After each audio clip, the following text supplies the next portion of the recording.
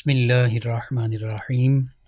السلام علیکم ناظرین، 9 نیوز چینل کی جانب سے اسپیشل سحر ٹرانسمیشن کے ساتھ آپ کی خدمت میں حاضر ہے آپ کا میزبان محمد لقمان رضا۔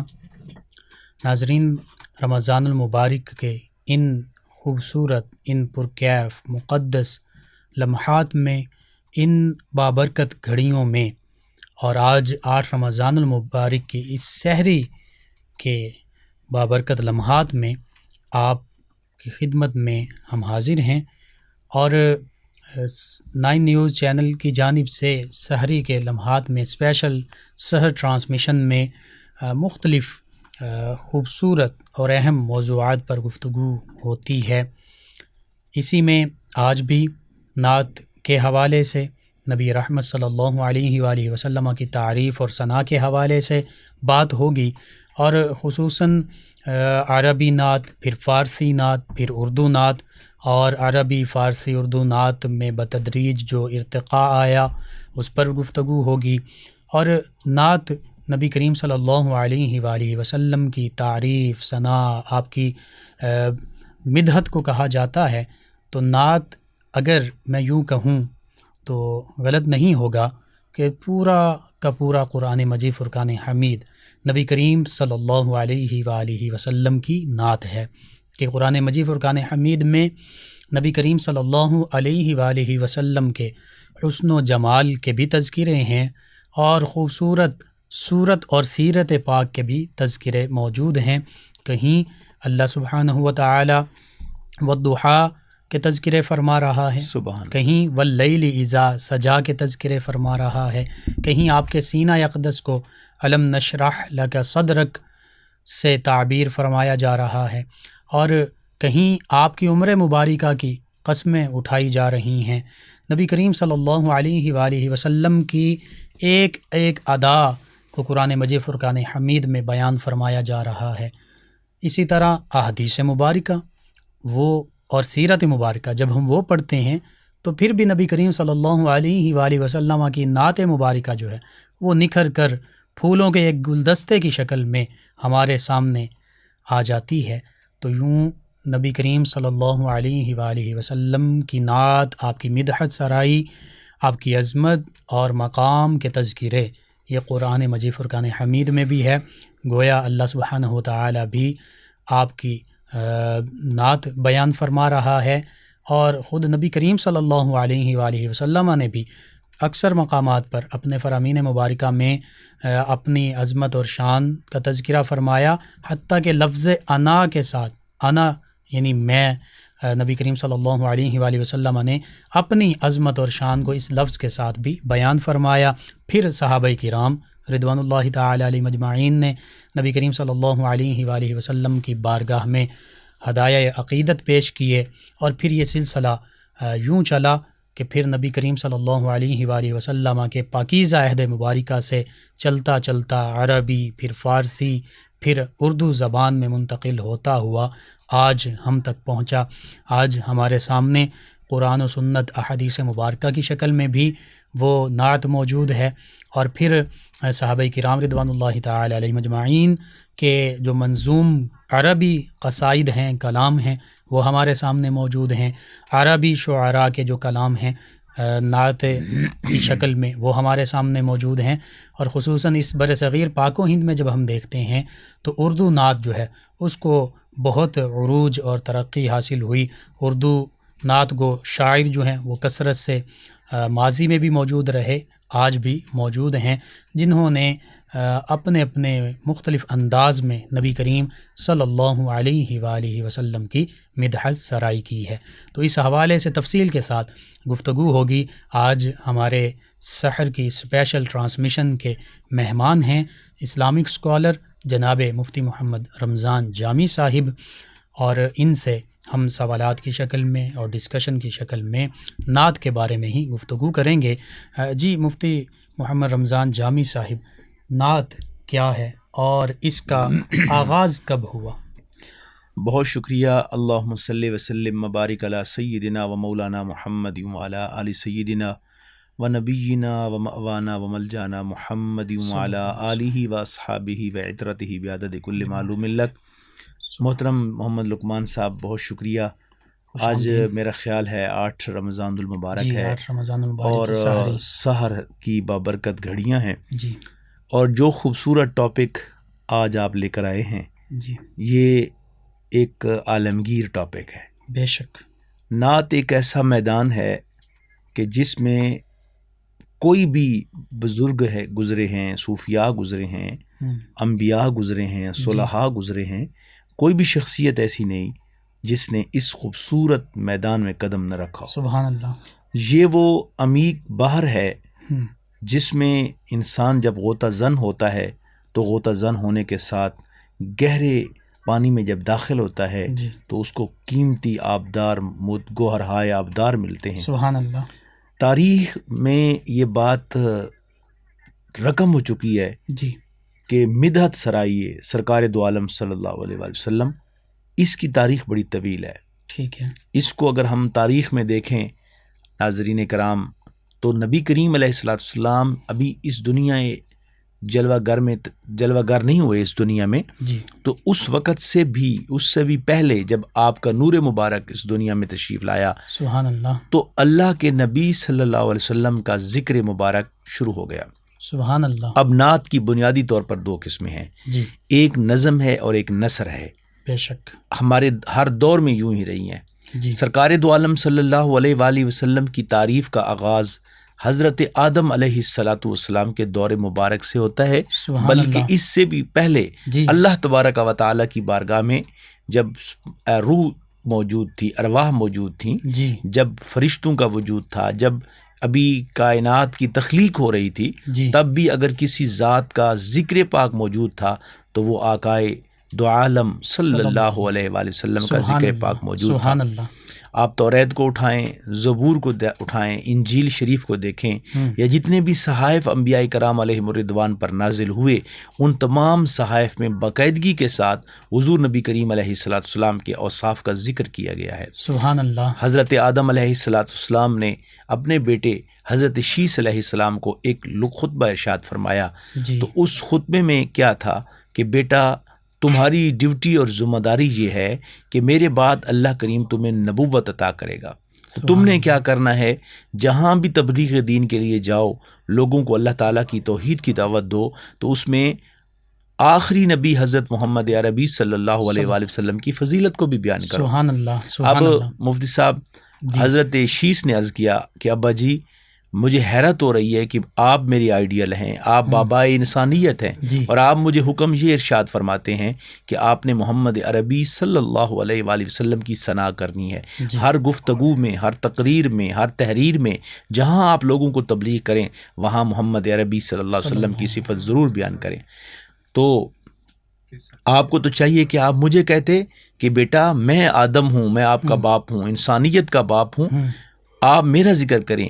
تو حضرت آدم علیہ السلام نے جواباً ارشاد فرمایا، پیارے بیٹے میں نے آپ کو اس لیے کہا ہے کہ میں نے جب جنت کا نظارہ کیا تو میں نے دیکھا کہ جنت کے درختوں کے پتوں پہ بھی جو نام موجود تھا وہ محمد عربی صلی اللہ علیہ وآلہ وسلم کا نام تھا۔ سبحان اللہ۔ کہنے لگے کہ جنت کی نہروں کے پانی کے قطروں میں بھی جو نام موجود تھا وہ حقائے نامدار محمد عربی صلی اللہ علیہ وآلہ وسلم کا اسم گرامی تھا۔ سبحان اللہ۔ کہنے لگے بیٹے شیس میں نے یہ دیکھا کہ غلمان کی آنکھوں میں اور حوروں کے ماتھے پر جو نام لکھا ہوا تھا وہ حضرت محمد عربی صلی اللہ علیہ وسلم کا نام تھا، سبحان اللہ۔ اور کہا کہ میں نے دیکھا کہ جنت کے مین دروازے پر، جنت کے تمام دروازوں پر بھی اور جنت کے سب سے مین دروازے پر بھی جس شخصیت کا نام لکھا تھا وہ آخری نبی حضرت محمد صلی اللہ علیہ وسلم کا نام تھا۔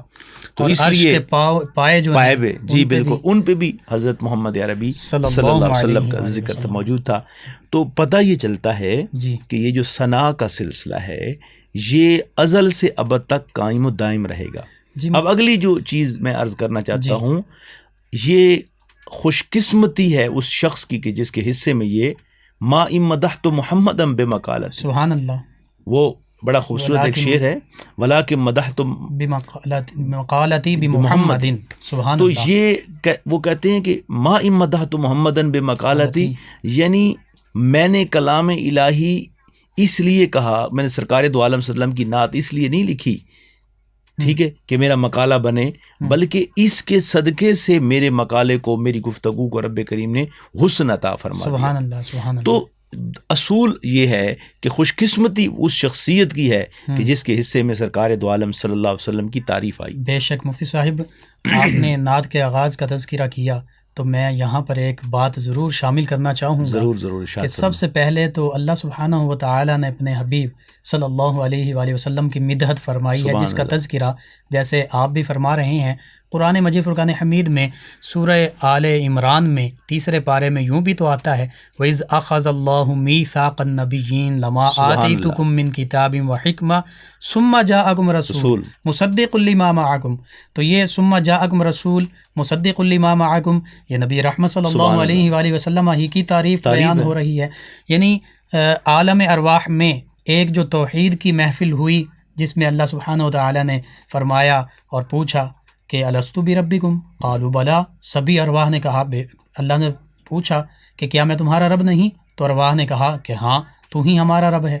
تو یہاں پر اللہ سبحانہ و تعالی نے جو نعت کی اور نبی کریم صلی اللہ علیہ وآلہ وسلم کی تعریف کی ایک محفل سجائی گئی ہے، جس میں انبیاء و مرسلین علیہم الصلاۃ و تسلیم کی ارواح مبارکہ بھی موجود ہیں۔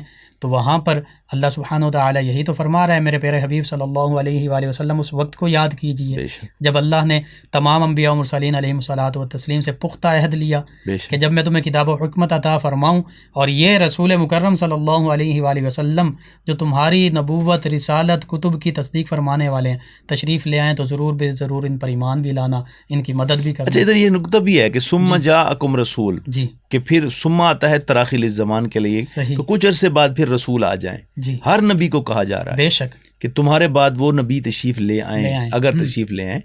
تو یہ بات تو یقینی تھی کہ حضور صلی اللہ علیہ وسلم نے تشریف نہیں لانی تھی، لیکن اللہ تعالیٰ بار بار انبیاء سے فرما رہا ہے کہ اے آدم، اے نوح، اے شیش، اے داؤد، اے زکریا، اے یحییٰ، تمہارے پاس وہ تشریف لائیں۔ تو تشریف جب لانی نہیں تھی تو اللہ تعالیٰ نے کیوں ارشاد فرمایا؟ اس کے اندر بڑا خوبصورت نقطہ ہے، وہ یہ ہے کہ ہر نبی کو حکم ہوا کہ آپ نے انتظار کرنا ہے۔ جی، ہر نبی سے محمد عربی صلی اللہ علیہ وسلم کا ذکر کروانا مقصود تھا، سبحان اللہ، کہ شریعت تمہاری ہوگی، چرچا محمد عربی صلی اللہ علیہ وسلم کا ہوگا، دور تمہارا ہوگا، کتاب تمہاری ہوگی، صحیفہ تمہارا ہوگا، لیکن جب تم تبلیغ کرو گے تو جس شخصیت کا تم نے ذکر کرنا ہے وہ محمد عربی صلی اللہ علیہ وسلم ہے۔ اچھا، آگے بڑھتے ہیں مفتی صاحب۔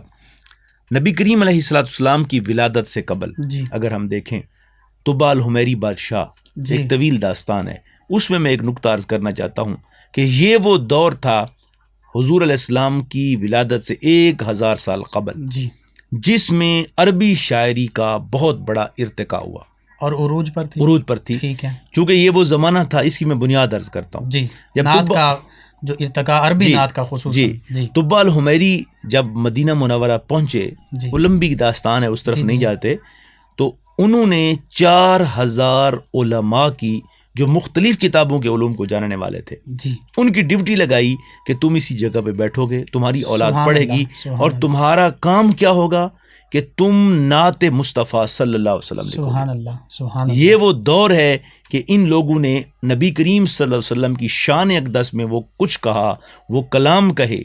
1000 سال تک 4000 علماء، مختلف کتب سماویہ کے عالم لوگ بیٹھ کر کیا کرتے رہے؟ کھیتی باڑی نہیں، کوئی بزنس نہیں، ان کو بادشاہ وقت کی طرف سے وظیفہ آتا تھا، بے شک، ان کو کھانا فری میں ملتا تھا، ان کا اٹھنا بیٹھنا آل ایکسپینسز، وہ جو تھے وہ گورنمنٹ اس وقت کا طب الحمیری کی نسل جو ہے، آل اولاد جو ہے، اس کے ذمہ تھا۔ اور ان کا کام کیا تھا؟ ان کا کام یہی تھا کہ نبی علیہ السلام کی استقبال کی تیاریاں کرنی۔ سبحان اللہ۔ اور میں یہاں پہ یہ بھی عرض کروں، یہ جو مشہور نعت ہے نا، طلع البدر علینا من ثنیۃ الوداع وجب الشکر علینا ما دعا للہ داعی، یہ کس نے لکھی؟ یہ بڑی غور طلب پڑھی تھی۔ تو یہ وہی نعت ہے جو حضور کی تشریف آوری سے قبل اسی ذخیرے میں سے ایک نعت ہے جو حضور نبی کریم کی ولادت سے قبل ان لوگوں نے لکھی تھی. سبحان اللہ سبحان اور جو حضور صلی اللہ علیہ وسلم تشریف لائے بنو نجار کی بچیوں کی پریکٹس بھی ہو چکی تھی, وہ یاد بھی زبانوں پر جاری تھی. سبحان اللہ. اور اس نعت کا وزن بتاتا ہے, اس نعت کی جو باہر ہیں اوزان ہے وہ بتاتے ہیں کہ یہ فی البدی نہیں کہی گئی. ٹھیک ہے, یہ باقاعدہ ریہرسل کروائی گئی, بچیوں کو تیاری کروائی گئی, اور بچیوں کو سمجھایا گیا کہ جب وہ ختمی مرتبت تشریف لائیں تو تم نے کیا کرنا ہے کہ تم نے چھتوں پہ سوار کھڑے ہو کر تم نے پڑھنا ہے طلع البدر علینا من ثنیۃ الوداع وجب الشکر علینا ما دعا للہ داعی.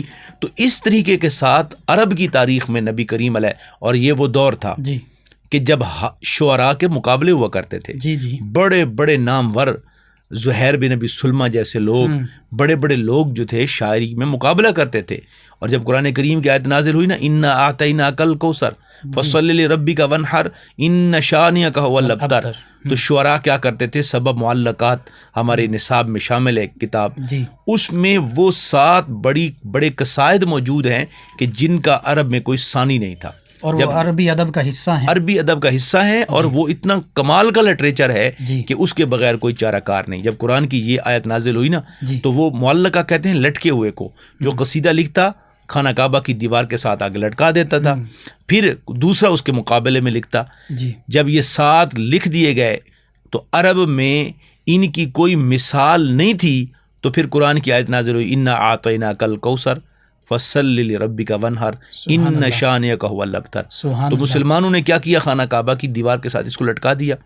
اب جب بڑے بڑے شعراء آئے نا, انہوں نے دیکھا کہ قرآن میں اتنی خوبصورت اوزان ہیں, بحور ہیں, اتنا کمال کی شاعری ہے, تو ایک شاعر نے پیچھے لکھ دیا آخر ما ھذا الا قول البشر, یعنی یہ جو کلام ہے یہ اللہ کا, یہ کسی بشر کا کلام نہیں ہو سکتا.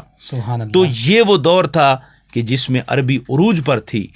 اور جب نبی کریم علیہ السلام تشریف لائے تو پھر کیا ہوا کہ ان لوگوں نے نبی کریم علیہ السلام کی شان میں, مدحت میں وہ شاعری کی جو تا صبح قیامت یاد رکھی جائے گی. سبحان اللہ. ناظرین, یہ نبی کریم صلی اللہ علیہ وآلہ وسلم کی مدحت کے آغاز کیسے ہوتا ہے. انبیاء و مرسلین علیہم الصلاۃ والتسلیم بھی مدحت سرائی کرتے جا رہے ہیں. کتب سماویہ سابقہ جو ہیں ان میں بھی نبی کریم صلی اللہ علیہ وآلہ وسلم کی عظمت اور شان کے تذکرے موجود ہیں. حتیٰ کہ نبی کریم صلی اللہ علیہ وآلہ وسلم کی ظاہری طور پر اس دنیا میں تشریف آوری سے پہلے بھی آپ کے چرچے ہو رہے ہیں, آپ کے تذکرے ہو رہے ہیں, آپ کی مدحت, آپ کی توصیف, آپ کی ثنا اور آپ کی عظمت بیان کی جا رہی ہے. مفتی صاحب بہت خوبصورت الفاظ کے ساتھ, بہت خوبصورت پیرائے میں آپ تک نبی کریم صلی اللہ علیہ وآلہ وسلم کی نعت کے بارے میں رہنمائی بہم پہنچا رہے تھے. ناظرین, یہاں پر ایک بریک کا وقت ہوا چاہتا ہے, بریک کی جانب بڑھتے ہیں اور بریک کے بعد دوبارہ آپ کی خدمت میں حاضر ہوں گے. ہمارے ساتھ رہیے گا.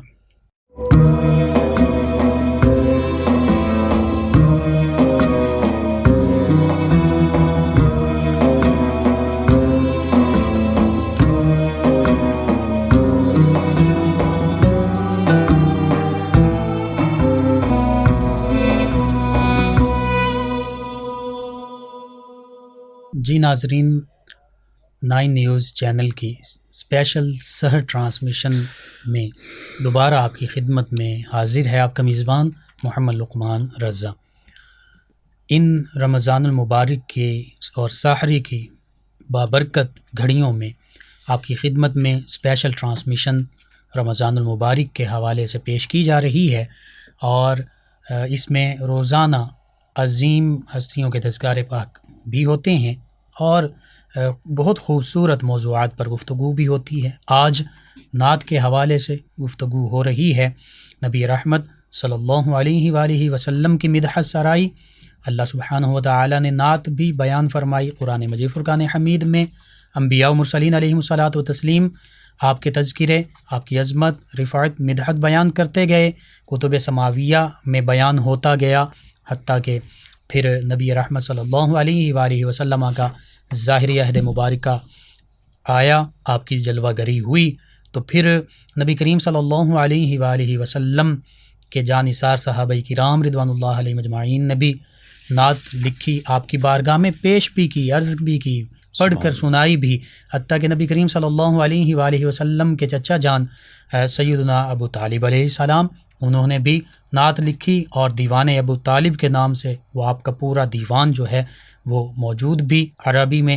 تو یوں نعت جو ہے یہ صحابہ کرام رضوان اللہ علیہم اجمعین کی بھی سنت ہے، اور اللہ سبحانہ و تعالیٰ کی بھی سنت، انبیاء و مرسلین علیہم الصلاۃ و تسلیم کی بھی سنت۔ تو اس حوالے سے میں اپنے معزز مہمان جناب مفتی محمد رمضان جامی صاحب سے یہ سوال پوچھنا چاہتا ہوں کہ صحابہ کرام رضوان اللہ علیہم اجمعین نے خصوصیت کے ساتھ کیسے نعت جو ہے وہ لکھی اور دربار رسالت مآب صلی اللہ علیہ وآلہ وسلم میں پیش کی، اور پھر اس کے بعد صوفیاء کرام نے خصوصاً فارسی شاعری جو ہے اور نعت گو جو شعراء ہیں انہوں نے نبی کریم صلی اللہ علیہ وآلہ وسلم کی مدح سرائی کی۔ اس پر ہمارے ناظرین کی رہنمائی فرما دیجیے۔ بہت شکریہ مفتی صاحب، بڑی مہربانی۔ دوبارہ ہم اس بات کی بحث کی طرف آ رہے ہیں۔ جی مرحبا۔ صحابہ کرام رضوان اللہ علیہم اجمعین نے جس دل جمی کے ساتھ حضور نبی کریم صلی اللہ علیہ وآلہ وسلم کی تعریف کی ہے نعت کی صورت میں، جی ایک تو ہے نثر کی صورت میں، ایک ہے نظم کی صورت میں، ٹھیک۔ تو دونوں صورتوں میں صحابہ کرام رضوان اللہ علیہم اجمعین نے سرکار دو عالم صلی اللہ علیہ وسلم کو خراج تحسین پیش کیا، سبحان اللہ، آپ کی زلف عنبری کی تعریف کی، آپ کے لب و رخسار کی تعریف کی، سبحان اللہ، آپ کے قد کی تعریف کی، اور ایسے ایسے فی البدیہہ جملے کہے جی جو آج عربی شاعری کے اوزان کے لیے ایک دلیل جو ہے وہ رکھتے ہیں، دلیل بنتے درجہ ہیں، رکھتے ہیں۔ جی ٹھیک ہے۔ اگر ہم شعراء کو دیکھیں تو میرے خیال میں کوئی صحابی رسول ایسا نہیں ہے جنہوں نے کوئی ایک یا دو شعر بھی نہ کہے، ٹھیک، ہر شخصیت نے کوئی نہ کوئی شعر ضرور کہا ہے۔ سبحان اللہ، حضرت سیدنا ابو بکر صدیق، جی گلدستہ نور ایک کتاب ہے جس پر میں صحابہ کرام رضوان اللہ علیہ مجمعین کے جو شاعری میں نبی کریم علیہ السلام کی مدحت کی گئی ہے جی، وہ موجود بھی ہے، سبحان اس کو اللہ، پڑھا جا سکتا ہے، ہمارے احباب اس کو پڑھ سکتے ہیں۔ تو ابو بکر صدیق، سیدنا عمر، سیدنا عثمان، سیدنا علی اور رضی تمام اللہ عنہ، رضوان اللہ علیہ مجمعین، جی تمام عشرہ مبشرہ صحابہ، بدری عہد کے صحابہ، سبحان ان اللہ، سب نے خال کوئی شخصیت ایسی ہیں جی جن کا کوئی ذوق شاعری کی طرف نہ جاتا ہو، ورنہ سب نے تقریباً جو ہے نبی کریم علیہ السلام کی شاعری کی ہے۔ اگر منظوم شاعری نہیں بھی کی، مدحت نہیں جی، کی، تو نثر میں نثر میں تو سبھی ہے، صحابہ کرام جی نے عظمت بالکل۔ اور شان دیں گے۔ لیکن کچھ لوگ وہ تھے کہ جنہوں نے دور جہالت میں اسلام سے قبل بہت شاعری کی، مثلا حضرت حسان بن ثابت ہے، جی، وَأَحْسَنُ مِنْكَ لَمْ تَرَكَتْ عَيْنِي آئینی، وَأَجْمَلُ مِنْكَ لَمْ تَلِدِ النِّسَاءُ خُلِقْتَ مُبَرَّأً مِنْ كُلِّ عَيْبٍ كَأَنَّكَ قَدْ خُلِقْتَ كَمَا تَشَاءُ۔ سبحان اللہ، سبحان اللہ، اس انداز سے، اور فرماتے ہیں کہ لما رأیت انوار رسول اللہ صلی اللہ علیہ وسلم ووضعت کفی علی عینی خوفا من ذہاب بصری، سبحان یہ حضرت اللہ، حسان بن ثابت کا کلام ہے۔ جی تو اسی طریقے کے ساتھ اور بھی بہت سارے عربی دیوان موجود ہیں جی، کہ جنہوں میں نبی کریم علیہ السلام کی سیرت، اور بعض مرثیہ کا بھی وہاں پہ رواج تھا۔ جی حضرت سیدہ طیبہ طاہرہ خاتون جنت سلام اللہ علیہا، آپ کا بھی کلام موجود ہے۔ جی، آپ فرماتی ہیں نا، نبی کریم علیہ السلام فرماتی ہیں کہ آپ کے صبت وصال علیہ کے بعد، وصال کے بعد، جی، تو مراسی جسے مرثیہ کی جمع ہے، جی جی مرثیہ وہ بھی لکھنے کا رواج تھا، جی، ان کے دکھ میں، ان کی یاد میں، ان کی محبت میں۔ جی، تو آپ فرماتی ہیں صبت علیہ مصائب لو انہا صبت علی الارض سرن لیالیہا۔ یہ آپ کی ایک بہت سارے اشعار ہیں جن میں سے ایک شعر جو ہے میں نے آپ کی یعنی نظر کیا، آپ اپنے اس دکھ کا اظہار یوں کرتی ہیں کہ فرمائیں۔ میرے نبی، میرے آقا، میرے مولا، میرے والد گرامی جی، حضرت محمد عربی کے وصال پر مجھے وہ تکلیفیں پہنچیں، وہ دکھ پہنچے، وہ مصائب آئے، وہ مصائب آئے کہ اگر وہ مصائب جو ہے وہ دن پہ آتے تو دن کو رات بنا دیتے، پہاڑوں پہ آتے تو پہاڑوں کو ریزہ ریزہ کر دیتے۔ اسی طریقے کے ساتھ اگر ہم چلیں آگے دیکھیں تو نبی کریم علیہ السلام کے جتنے غلام گزرے ہیں، عاشقان رسول گزرے ہیں، تابعین میں، تبع تابعین میں، اور خصوصاً فقہاء اربعہ کو اگر ہم دیکھیں، ان کے ہاں بھی یہ چیزیں ملتی ہیں۔ جہاں تک آپ کے سوال کے دوسرے حصے کا تعلق ہے، جی جی تو صوفیاء کرام نے جو شاعری کے ذریعے دین اسلام کی خدمت کی ہے، جی جی مثلاً بابا بھلے شاہ رحمۃ اللہ علیہ ہیں، جی حضرت سلطان العارفین سلطان باہو رحمۃ اللہ تعالیٰ علیہ ہیں، حضرت بہاؤدین زکریہ ملتانی رحمۃ اللہ علیہ ہیں، جی حضرت پیر مہر علی شاہ صاحب، اتنے کمال کے شاعر ہیں. اگر آپ اجازت دیں تو میں ایک شعر ان کا آپ کی نظر کرنا چاہتا ہوں جی مفتی جی صاحب. جی جی وہ ایک پنجابی کا شعر ہے، کہتے ہیں لہاؤ مخت مخطط برد یمن. سبحان اللہ. مخطط کہتے ہیں کڑھائی کی ہوئی چادر کو.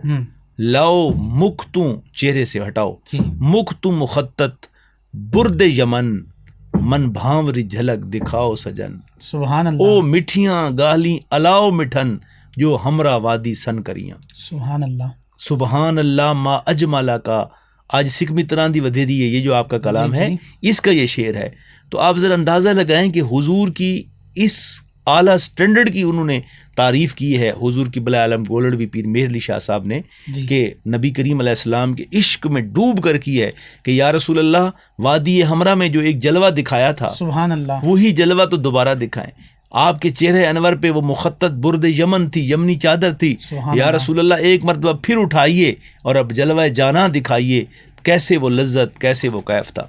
اگر ہم آئیں حضرت خواجہ غلام فرید کی طرف جی تو ان کے ہاں دیکھیں تو وہ کیا کہتے ہیں، تتی تھی جوگن چون دھار پھراں، سبحان اللہ، ہند سندھ پنجاب تے ماڑ پھراں، سنج برتے شہر بازار پھراں، مت یار ملم کہیں سانگ سواب. آگے کہتے ہیں توڑے دھکڑے دھوڑے کھاندڑی ہاں، یا رسول اللہ تیرے نام تو مفت وکاندڑی ہاں، تیری باندیاں دی میں تے باندڑی ہاں، تیرے درد کتیاں نال ادب. سبحان اللہ. یہ حضرت خواجہ غلام فرید رحمۃ اللہ علیہ ان کا کلام ہے، اور انہوں نے بھی ایسا کمال کیا. سلطان العارفین کے پاس چلے جائیں، جی الف الا چمبیدی بوٹی میرے من وچ مرشد لائی ہو. سبحان اللہ. تو اسی طرح حضور شہنشاہ بغداد کی تعریف میں اگر دیکھیں، حضور سرکار دو عالم کی تعریف میں یہ سمجھتا ہوں کہ صوفیاء کرام نے اس امت میں بہت بڑا احسان کیا کہ اس شاعری کے ذریعے لوگوں کے دلوں میں محبت کو اجاگر کیا. حضرت علامہ اقبال کو دیکھیں،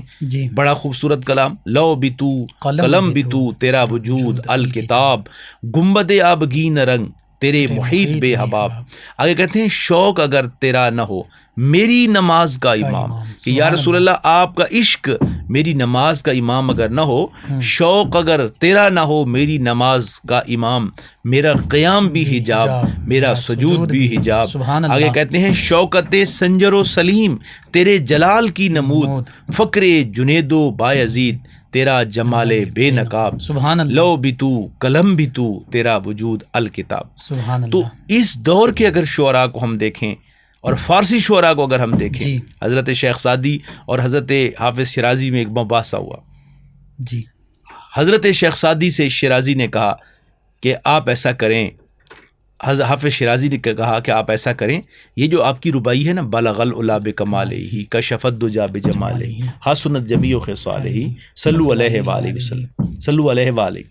اچھا یہ ربائی بھی عطا ہے بے شک، کہ 3 اس کے مصرے لکھے، چوتھا نہیں لکھا. سرکار علیہ السلام خواب میں تشریف لائے، فرمایا سعدی سناؤ نا. تو یا رسول اللہ چوتھے کا وزن نہیں بن رہا، کرم کی انتہا ہو گئی، فرمایا کہو صلو علیہ وآلہ، وزن بھی بن گیا اور بنا کے دے گئے. اب حافظ شیرازی نے جب یہ کلام سنا نا، انہوں نے یہ کہا کہ آپ ایسا کریں کہ میری ساری شاعری لے لیں اور مجھے صرف یہ ایک ربائی دے دیں. سبحان اللہ. اب اندازہ لگائی. انہوں نے کہا نہیں، میری زندگی کا، میری زیست کا سرمایہ یہی ربائی تو ہے جو آپ مجھ سے مانگ رہے. سبحان اللہ. بے شک. پھر اللہ کی بارگاہ میں رجوع کیا کہ مولا تو نے اپنے پیارے حبیب کے صدقے سعدی پہ کرم کیا ہے، تو ہی مجھ پہ کرم کر دے. تو حافظ شیرازی پر بھی اللہ تبارک و تعالیٰ نے پھر کرم کیا. سبحان اللہ. تو اللہ تعالیٰ نے ان کو بھی ایسی شاعری عطا کی، ان کو بھی ایسا قلم عطا کیا جی کہ انہوں نے پھر وہ مقام حاصل کیا کہ جہاں لوگ حافظ شیخ سعدی رحمۃ اللہ علیہ کو یاد کرتے ہیں، وہاں حافظ شیرازی کو بھی یاد کیا جاتا ہے. یعنی ان کے بھی کلام میں پھر وہ سوز، وہ گداز، وہ درد جی وہ شامل ہو گیا. کیوں کہ ان پر بھی کلام ہوا کہ یا صاحب الجمال و یا سید البشر من وجهک المنیر لقد نور القمر لا یمکن الثناء کما کان حقہ بعد از خدا بزرگ توئی قصہ مختصر. سبحان اللہ. انہوں نے بھی ربائی لکھی، ان پر بھی عطا ہوئی کہ ایک بندہ اتنی محبت کر رہا ہے کہ وہ دوسرے بندے سے کہہ رہا ہے کہ پورا دیوان لے لو اور اس دیوان کے بدلے میں ایک ربائی دے دو. پھر جب ترس آتا ہے نا مفتی صاحب، جب رحم ہوتا ہے نا اوپر سے، جب کرم کی بارش ہوتی ہے تو پھر نوازے جاتے ہیں. سبحان اللہ. بندہ نواز دیا جاتا ہے. تو انہوں نے جب یہ ربائی لکھی تو پھر لوگوں کو، جیسے آج پورے عرب و عجم میں حافظ شیخ سعدی رحمۃ اللہ علیہ کی ربائی مشہور ہے، بلغ العلا بکمالہ کشف الدجا بجمالہ، تو اسی طرح حافظ شیرازی کی بھی مشہور ہے، یا صاحب الجمال و یا سید البشر. تو یہ وہ لوگ تھے کہ جن لوگوں نے نبی کریم علیہ الصلاۃ والسلام کی شاعری کی تعریف میں شاعری کو استعمال کیا، اور شاعری کے اوپر جو ایک اعتراض تھا، ایک ابہام تھا، شاعری کے اوپر جو ایک گدلے ہونے کا الزام تھا، ان لوگوں نے اس شاعری کو صاف کیا، شفاف کیا، بلکہ یوں کہوں کہ شاعری کو عزت دی.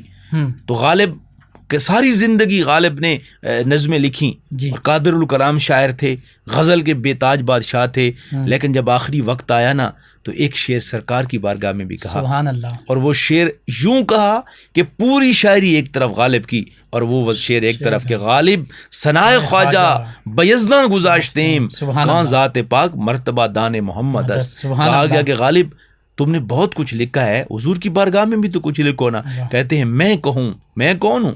غالب ثنائے خواجہ بیزداں گزاشتے ہیں.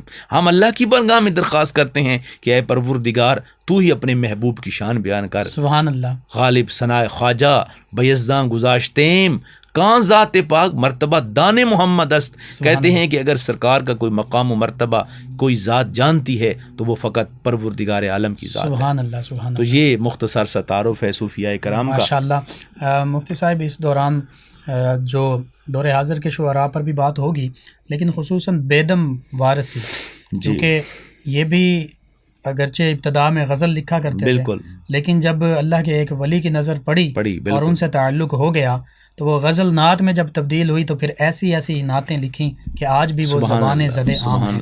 تو بیدم شاہ وارثی جو ہیں علیہ رحمہ، ان کے بارے میں مختصراً. بیدم وارثی جو کہ آج ان کا یوم وصال بھی ہے، جی، تو عربی انہی کی نسبت سے ہم نے یہ ٹاپک رکھا تھا جی کہ بیدم کا بھی ذکر ہو جائے، سرکار کی نعت کا بھی ذکر ہو جائے. جی، کہ بیدم وارثی کو بھی یہی مقام ملا. جی، شاعر تھے، جی، درویش تھے، اللہ والے سے دوستی ہو گئی. بے شک. اور حاجی وارث شاہ، جی حضرت وارث شاہ رحمۃ اللہ وارثی سلسلے کے، جی وارثی سلسلے کے بزرگ تھے. سبحان اللہ. اور آپ کا تخلص جو ہے بیدم ہے، نام آپ کا سراج الدین ہے. ٹھیک ہے، یعنی نام پھر محو ہو گیا، نام محو ہو گیا. بیدم وارثی. جب جنون آتا ہے نا سب کچھ بھاگ لگ جاتا ہے. اور بیدم، بیدم یہ لفظ بھی دیکھیے کیسا. اور جی بالکل.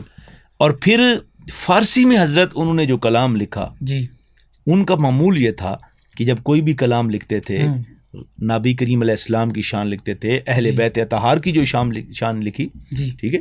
بیدم یہی 5 تو ہیں: مقصود کائنات، خیر النساء حسین و حسن، مصطفیٰ علی. سبحان اس اللہ. شعر کا وزن دیکھیے نا کہ کیسے انہوں نے محبت کی ہے، کیسے پیار کیا ہے. تو ان کا طریقہ کار یہ تھا کہ مرشد کریم کی بارگاہ میں جاتے، اصلاح لیتے تھے. آج کل کے شعراء مجھے حیرت ہوتی ہے کہ ان کی ترکیبیں بھی درست نہیں ہوتی. مرکب اضافی کو مرکب توصیفی میں ضم کیا ہوتا ہے، اور ملا جلا کے، اور وزن بس صرف وہ کافی اور ردیف بزور ہے آج کل. جی.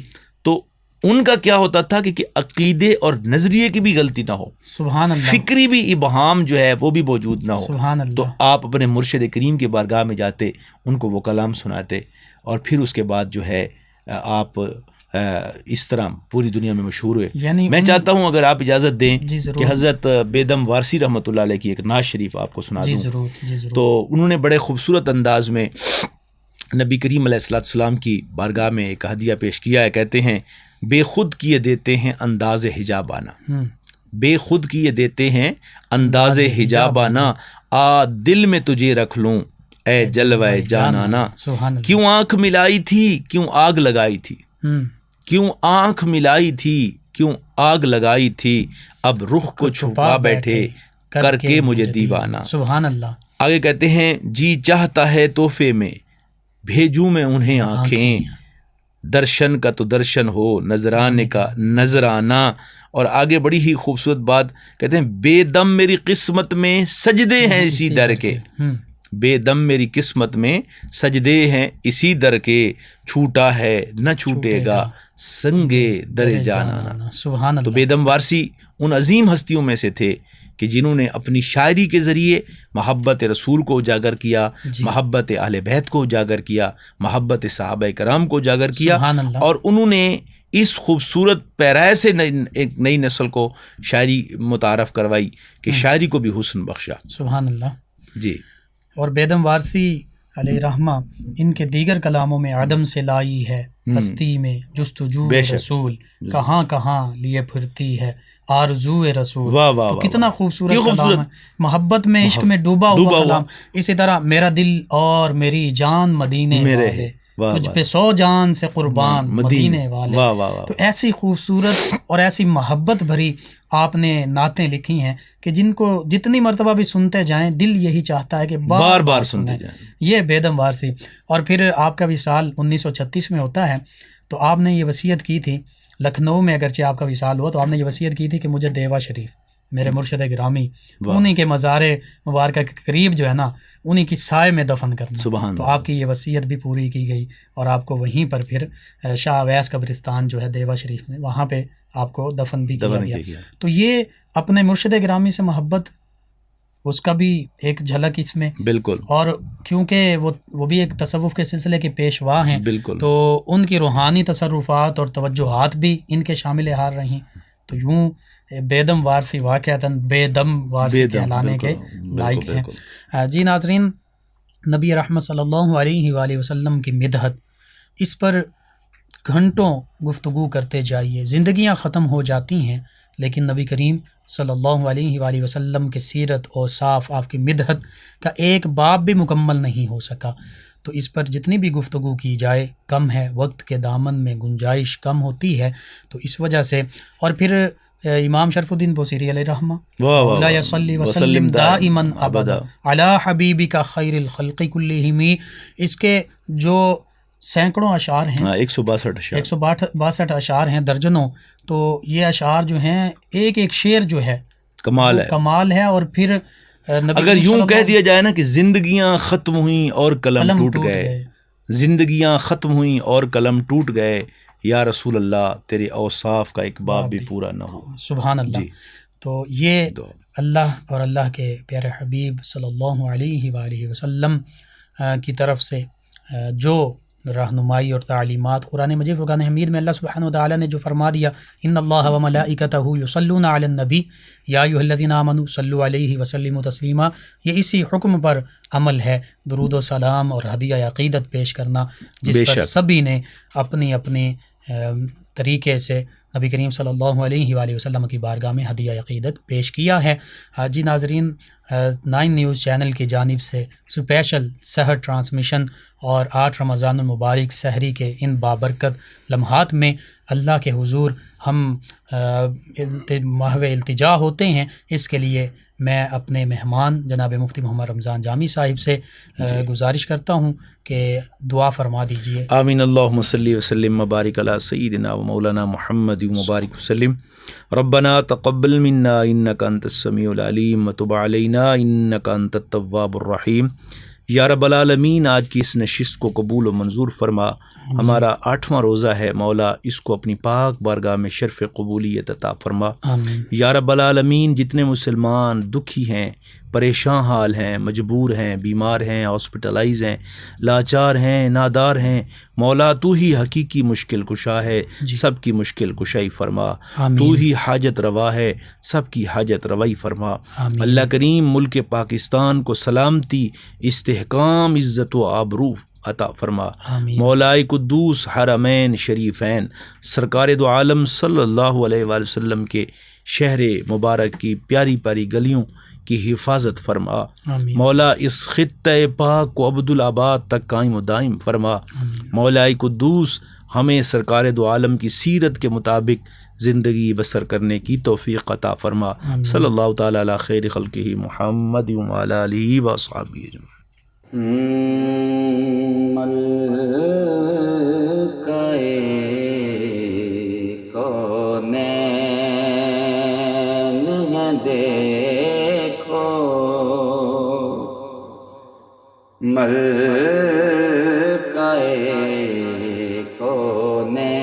کونین ہے دیکھو ذرا پاک بطول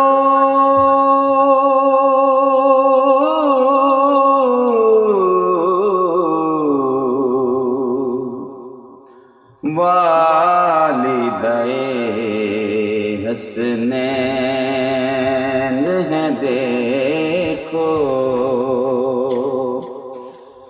والدے حسنین ہے دیکھو ذرا پاک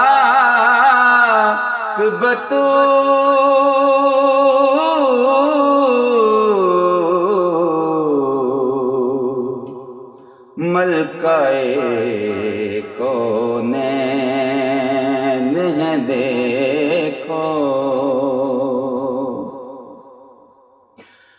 کل ایمان کا بھی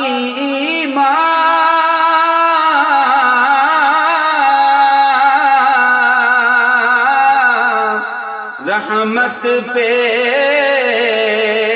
بھی رحمت ہے اس کے چرن میں قسم خدا کی خود حسنین کی جنت ہے ہر ایک ذات کی زین ہے دیکھو ہر ایک ذات کی زین ہے دیکھو ذرا پاک بطول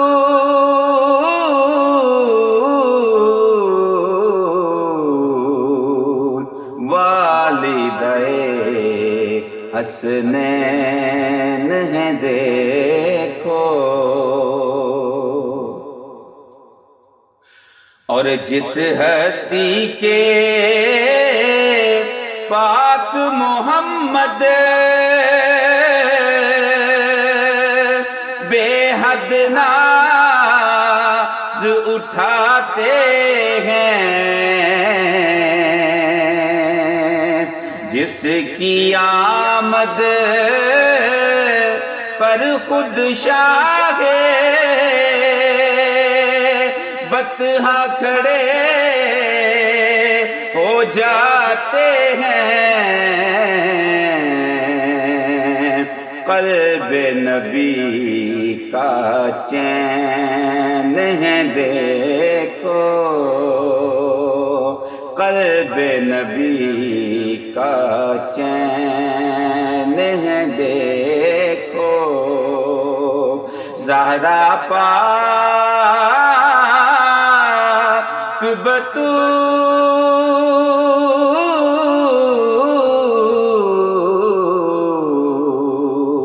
والدے حسنین ہے دیکھو مانگنے والوں کیوں ڈرتے ہو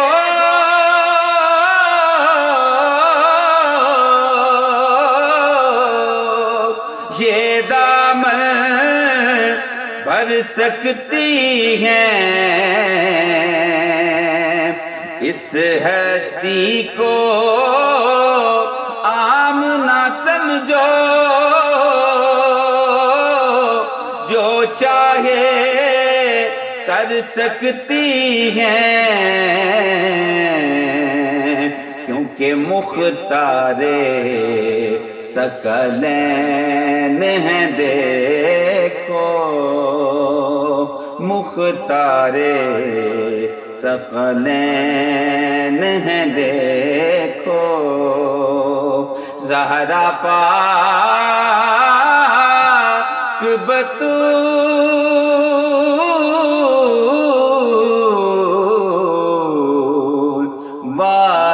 والدے حسنین ہیں دیکھو، ملکہ کونین